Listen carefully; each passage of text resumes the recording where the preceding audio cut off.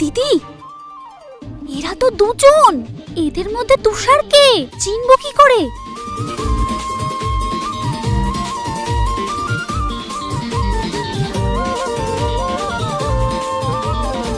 হ্যাঁ, নমস্কার নমস্কার। আরে আসুন না, আসুন না, বসুন না, এটা আপনাদেরই ঘর, বসুন। আপনিও বসুন না। হ্যাঁ, আমরাও জানি এটা আমাদেরই বাড়ি। Thank you thank you. আপনারা তো দুজন। আপনারা কি তিনজন নাকি? আপনাদের দুজনের মধ্যে তুষার কে? অ্যাকচুয়ালি প্রথমে আপনি বলুন, আপনাদের মধ্যে তারিণী কে?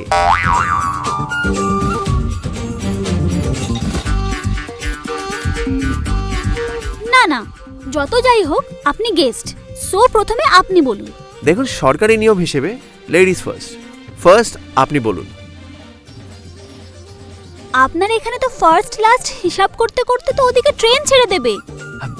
ব্যস্ত হবেন না, আমি কনফিউশন দূর করে দিচ্ছি। সরি, অ্যাকচুয়ালি আমার বোনের একটু ইয়ার্কি করার অভ্যেস আছে।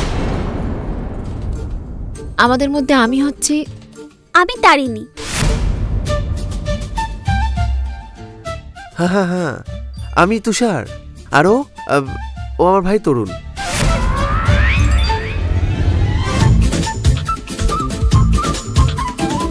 আরো তারা।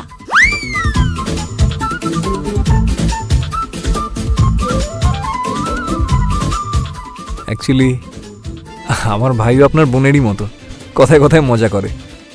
এই তারা তারা আজ আমাকে খুব বড় একটা সমস্যায় ফেলে দিল। আপনি টিচার আছেন না? হ্যাঁ হ্যাঁ, কোনো ডাউট আছে নাকি? তারাকেই জিজ্ঞেস করুন। পুরো কলোনির লোকেদের ক্লাস নিই আমি। হ্যাঁ, তাই না তারা?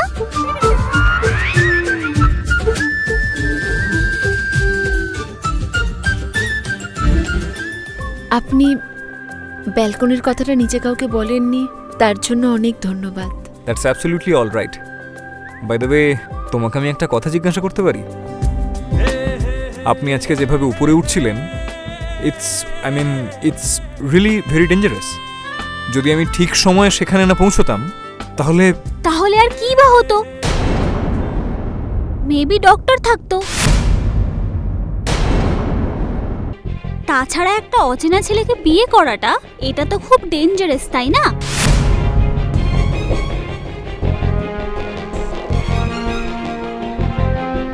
তাহলে আমার থেকে ভয় পাচ্ছেন?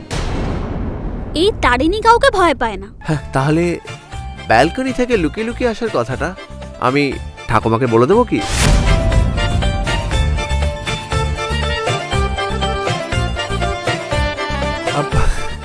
I am really sorry. আমি একটু আগেই আপনাদের বললাম না যে আমার ভাইয়েরও খুবই মজা করার অভ্যাস আছে। তাই বলছি, প্লিজ আপনারা কোনো মাইন্ড করবেন না।